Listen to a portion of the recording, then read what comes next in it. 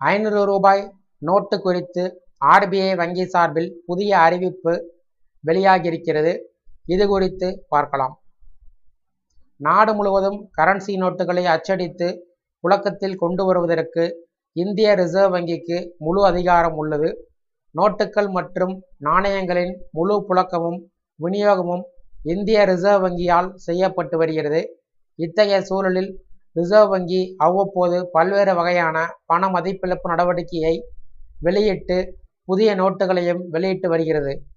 இந்த உத்தரவுகள் நாட்டின் பொருளாதாரத்தின் நலன்கள் மற்றும் பொருளாதார நிலையை மனதில் கொண்டு எடுக்கப்படுகிறது. அந்த வகையில் இந்திய ரிசர்வ் வங்கி சமீபத்தில் 500 ரூபாய் நோட்டுகளுக்கான புதிய வழிகாட்டுதல்கள் 2024 வெளியிட்டுள்ளது.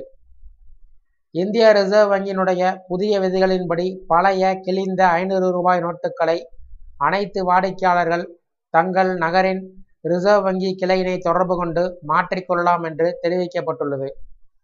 சில ஆண்டுகளுக்கு முன்பு இந்திய அரசாங்கம் நாட்டில் 500 ரூபாய் 1000 ரூபாய் நோட்டுகளை தடை செய்தது. அதற்கு பதிலாக புதிதாக 2000 ரூபாய் மற்றும் 500 ரூபாய் நோட்டுகளை வெளியிட்டது. ஆனால் சமீபத்தில் பாதுகாப்பு காரணங்களுக்காக 2000 ரூபாய் நோட்டுகள் தடை செய்யப்பட்டன. தற்போது 500 ரூபாய் நோட்டுகள் புழக்கத்தில் இருந்து வருகிறது. அதன்படி இந்தியாவில் 500 ரூபாய் நோட்டுகள் மட்டுமே அதிகபட்ச ரூபாய் நோட்டாக உள்ளது.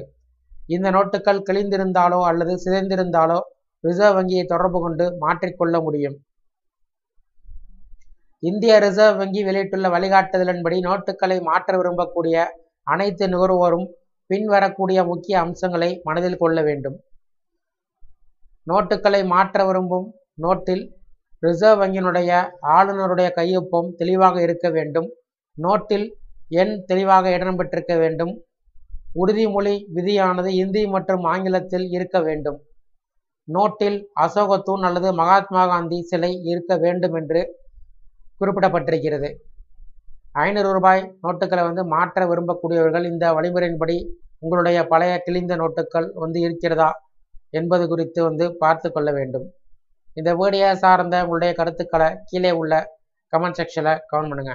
நன்றி.